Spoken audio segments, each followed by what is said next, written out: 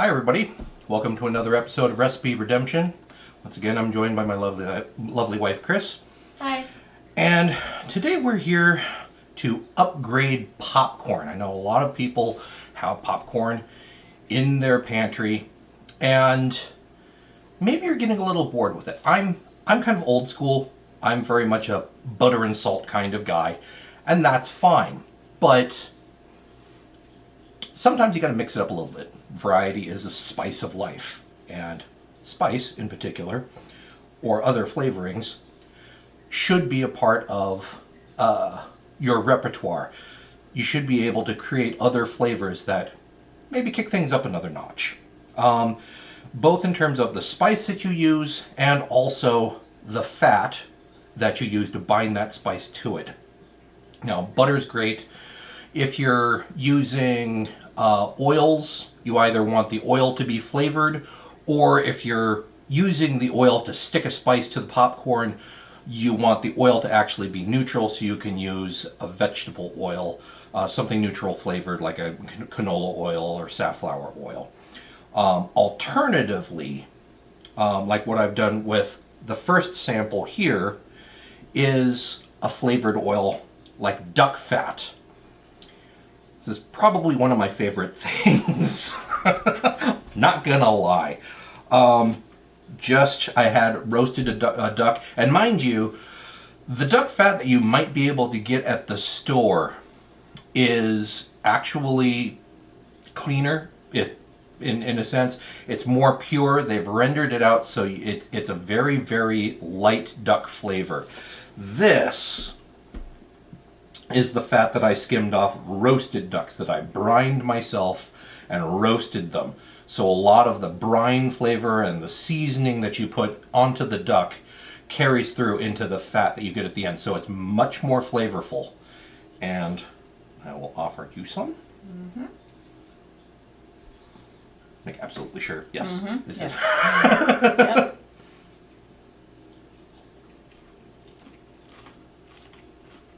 Oh yeah. Mm-hmm. That is delicious. Just a light sprinkling of salt. And the fattiness of the duck. And that's why a lot of people complain about duck, is that it's fatty. Make use of the fat. That is really flavorful. Serious liquid assets. Serious liquid assets. I like to have a little bit of duck fat around specifically for this purpose. It's also good for frying eggs, cooking potatoes. It's also really, really good. 1,001 uses for duck fat, but popcorn, I'm pretty sure that's what they invented ducks for. Let's say on a 1 to 5 scale, that's a 5. Mm-hmm. Oh yeah. Duck fat. Now, another thing that people put on popcorn is truffle oil. And the thing with truffle oil, it's made by taking extra virgin olive oil and adding chemicals. 99% of the commercially produced white truffle oil that you'll see on your grocery store shelves is made by adding truffle flavoring to extra virgin olive oil. If you ever see one where they actually took truffles and infused that flavor into the oil, it's going to be 5 times as expensive. So I don't mind truffle oil. I actually still use it, but you have to bear in mind that it's not really truffles that went into it. So instead, I made my own, but I don't have the kind of money to actually spring on truffles, and it's kind of a pain to get a hold of them. So I made porcini oil. I basically took some dried porcinis, rehydrated them, then heated up some extra virgin olive oil just on the very, very lowest setting on my burner, and dumped the mushrooms in there and let them sort of steep. Poured them into a jar and let them sit for about a week to kind of infuse. And that's what this popcorn has been tossed with. Oh.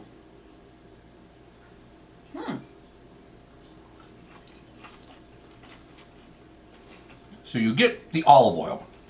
You do taste the extra virgin olive oil, but it also has that earthy sort of funky flavor from the porcini mushrooms. That's really good. Very light, little bit of salt, just to pump up, sort of amp up the flavor a little bit. And it's really all natural. This flavor actually comes from mushrooms and not mushroom flavor number 5. I like that better than the white truffles. Much better. Oh yeah.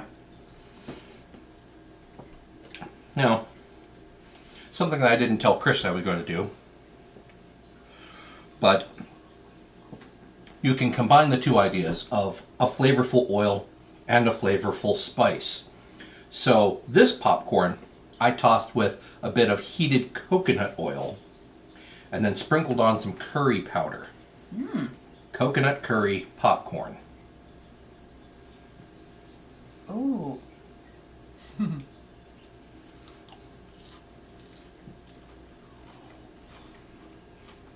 Ooh. That's neat. That's not bad. Have a little bit of a pool of it at the bottom, but didn't toss this as well. Did you get that coconut flavor? You get that curry kick.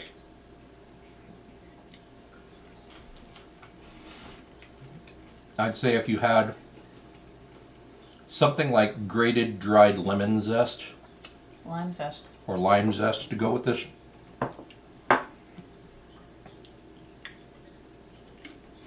I give that about a 3.5. Yeah. It's got potential, but it needs a little something more. Okay. So Yeah, I would have say to agree with you on that, about 3.5. And would you put 5 for the porcini oil? Actually, I'm going to say 4.5. I had thought 5, but I'm going to say 4.5. That's not as good as the duck. yeah. I mean, I don't know that we're actually ranking these, just rating them. So Yeah. we could have more than 1.5, but True. I don't know if there's anywhere else you can go. But if duck is a 5, Yeah, it is yeah, sort of the gold porcini- standard. Yeah, the porcini oil wasn't quite that. Now, the thing that some people recommend for topping popcorn, and I really like, is furikake. Now, furikake is actually a seasoning meant to go onto rice. It's a Japanese blend of toasted sesame seeds, finely minced seaweed, salt, probably some MSG in there. I think there's probably garlic salt. I didn't actually look at the ingredients list. But it's actually really tasty. I can actually just take a pinch of it and eat it straight. But it's actually quite tasty on popcorn.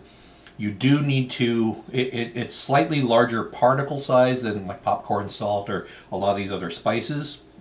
So you do need to make sure that your popcorn is well oiled to make sure that this sticks to it. But Okay. it is quite tasty.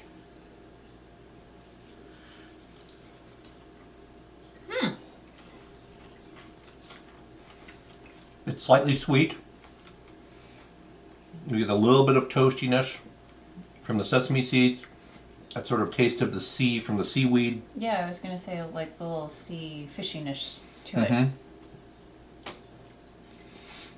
Just a little bit salty, but almost not noticeably salty. But it is definitely seasoned. But I like the sweetness and the sort of taste of the sea without it being overly fishy. Yeah. That one I think would have to grow on me. It takes a little getting used to, but Yeah, I would have to say for me it's about like a 2.5. I'd still go 3.5 on it, but I like it. Yeah, well, I know Already, this so. is more of your personal preference. Now, let's do this one first. Sort of the obvious choice. Cheddar cheese powder. Or cheese powder. I'm not 100% convinced this actually has any cheese in it. But you know that color. There's mac and cheese in a blue box. Cheetos. Everything that comes with this sort of radioactive orange cheese powder on it. You know what it tastes like. You know whether or not you like it. But It worked pretty well on popcorn. Much better now that you've evenly oiled the Yeah. popcorn. So,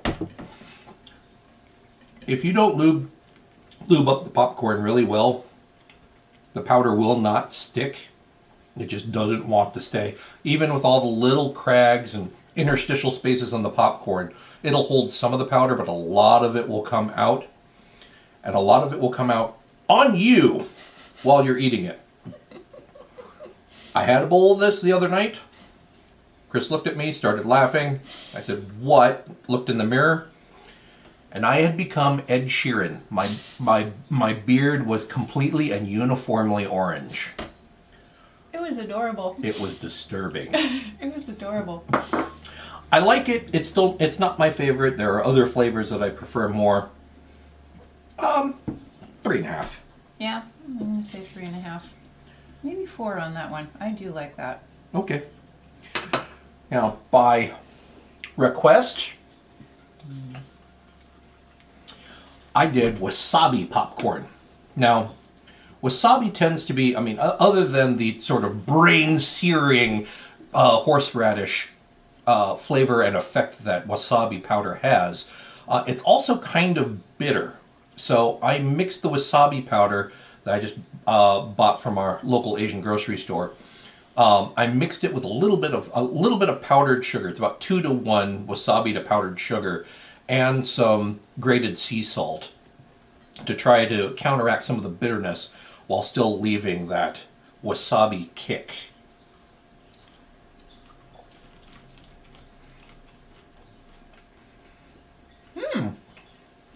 It's still very green, very wasabi flavored. The bitterness still comes through, but it's very vegetal. So far, it hasn't completely caused my sinuses to just tie themselves into a knot, but That's delicious. but it's actually quite tasty. I think I would add more salt to it. Yeah, I agree. Salt. But this is something that you have to experiment with, what you like, and what proportions of things that you like. That's not bad. Work in progress. Work in progress. I'll give it a 3 for now. I think so, yeah. There's the afterburn. Okay. Yeah, it is noticeable. Last one is definitely kind of an experiment. I've heard of this. I've heard of people actually doing this with popcorn, and it's mala spice. Now, you may not have heard of this, but mala spice is sort of the principal flavoring for Szechuan-style hot pots.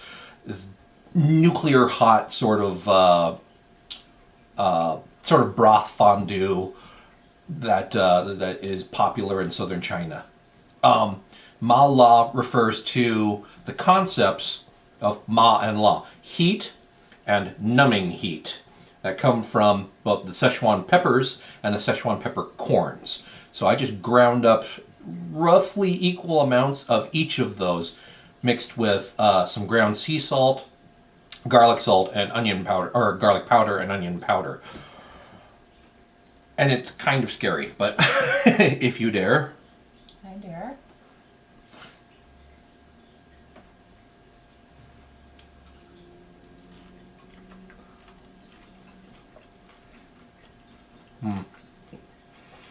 There's sort of a floral component to the Szechuan peppercorns, because they're not actually peppercorns. I believe they actually are little flower buds. It's quite spicy. It's very hot. But you can feel the numbing already, so it's like hot and tingly all at the same time. Kind of giving your tongue pins and needles. A little bit. I don't think I can finish a whole bowl of this. No, there is no way. That is too hot. That is portion control in a bowl. Yeah, exactly. It's just like, I'm good. Yeah, I'm good. yeah.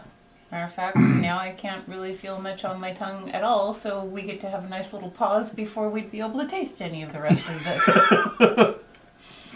So, yeah, maybe a little less of the spice, or a lighter proportion of the ma-la portion of the spices, and more in terms of the salt, garlic powder, and onion powder I would to make it more flavorful rather than heat. But the heat is going away. gradually. I would say just take a little itty bitty bit of that, like a teaspoon, and or like a quarter teaspoon, and mix it into a quarter cup of butter. Yeah. And then be able to put that through there and see at that proportion. Because holy smokes, my lips are numb, and my tongue. Yeah. It's like I've licked Bengay. Yeah, I think I'm gonna have to give that one a 1. One. That's being generous too. Now, mind you, there are some chili heads out there that would probably just love this. People who actually love the pain. I can see what you mean about the numbing effect, though, encouraging you to eat more, because now things are feeling quite numb. Like, oh, I could take another bite and feel the heat, and then that I know that would just mean that it's numbing. Yeah, and even the more. the really flavorful stuff, the broth and the stuff that you put into a Szechuan hot pot. This allows you to sort of muscle past the pain of all that heat and continue eating, even though you're red as a beet and sweating, breathing hard.